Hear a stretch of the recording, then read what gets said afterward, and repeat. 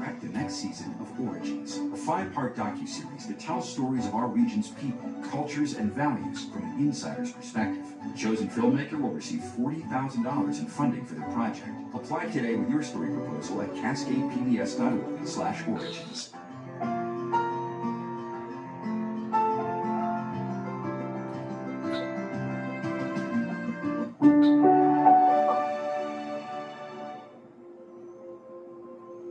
It's been a beautiful journey learning about my identity. When I was named, the elders told me, you're too young to know right now, but you're going to learn what your name means. I was receiving my grandmother's name, Sopaltana. When I was starting out learning the language, I went to our hereditary chief, Salih, and I said, what does my name mean?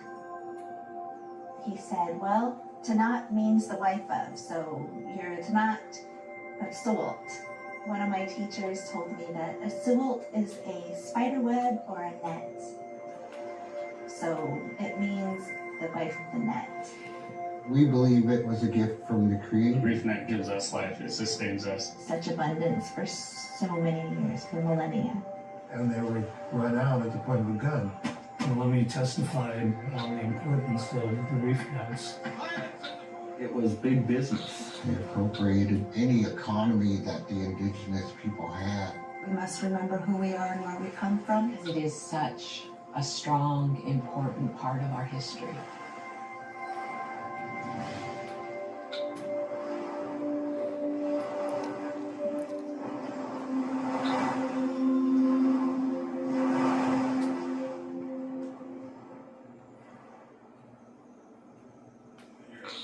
Okay. To the net wife, O ancient weaver, whose ancestral name I carry, how many hours of your life were spent gathering the wild-grown riches of our home?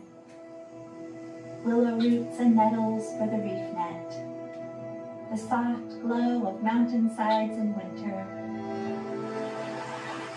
the sparkle of sun shining on summer rivers. This beauty wakes the ancestors inside me, calls forth memories of creeks overflowing with the red riches of spawning salmon. And I know your saltwater blood still runs in me, like a gift from salmon brought home from the dark of the ocean deep, carried high into rocky valleys against swift currents of sparkling streams, to dissolve and rise again like fog, burned away by the rising of a new day, to shine again in me. My eyes are your eyes, as one identity we see. Across thousands of generations we dance the dances of the salmon people, bear witness to endless turning tides and rolling waves. With your voice, I sing songs of praise.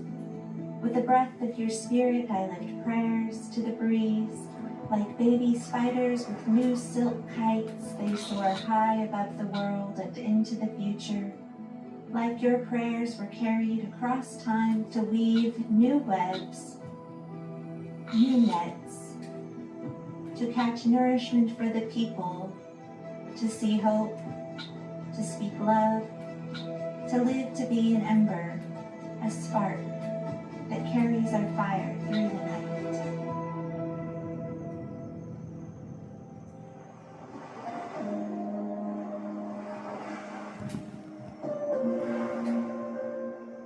The original people of the Salish Sea were saltwater people.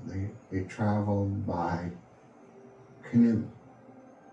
They had many gifts from the Creator. One of those gifts was the schwa, the reef net. The way that it's set up is 2 canoes anchored side by side, and there's a false reef anchored below them. So when the salmon encounter the false reef, they swim up and into the net. I think the most beautiful part of the old traditional reef nets were that there was purposely a hole in the back of the reef net. That was so at any one given time, not every fish was caught. That's so important. You don't catch the first, you don't catch the last. We lived amongst the natural law. We had to allow our older brothers to continue on their struggle of life up to the headwaters.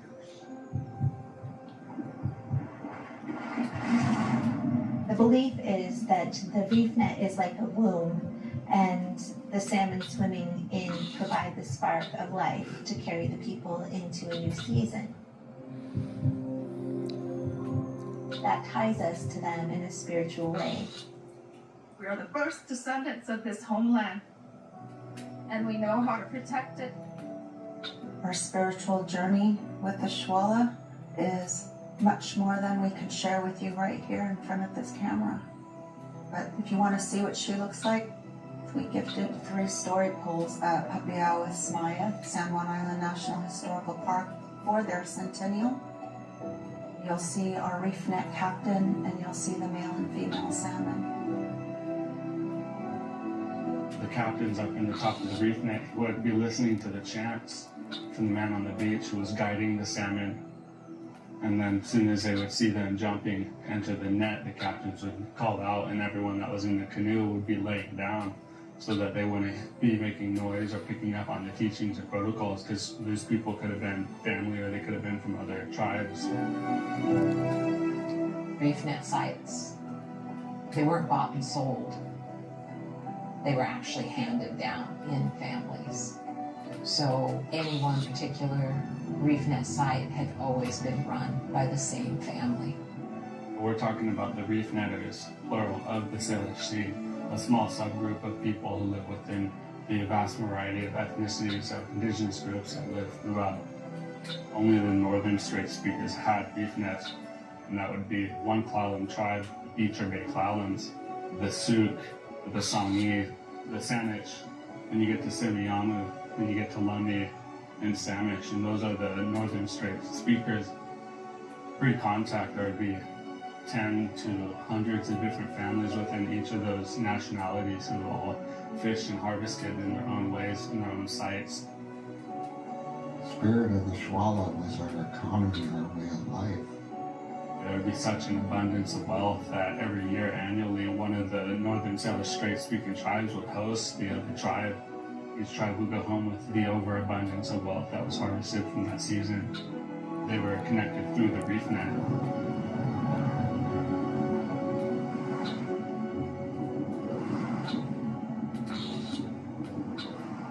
It's not one government, it's 2. 2 governments infringed upon kinship in the Salish Sea. Our relatives are descendants from the other side of this imaginary border. How are we going to fix those historical events without any truth and reconciliation?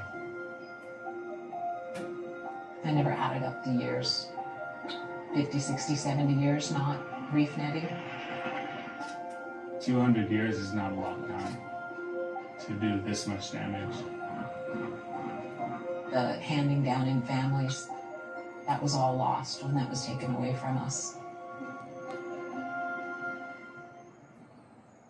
Cascade PBS is in search of a local documentary filmmaker to direct the next season of Origins, a 5-part docuseries that tells stories of our region's people, cultures, and values from an insider's perspective. The chosen filmmaker will receive $40,000 in funding for the project. Apply today with your story proposal at cascadepbs.org/origins.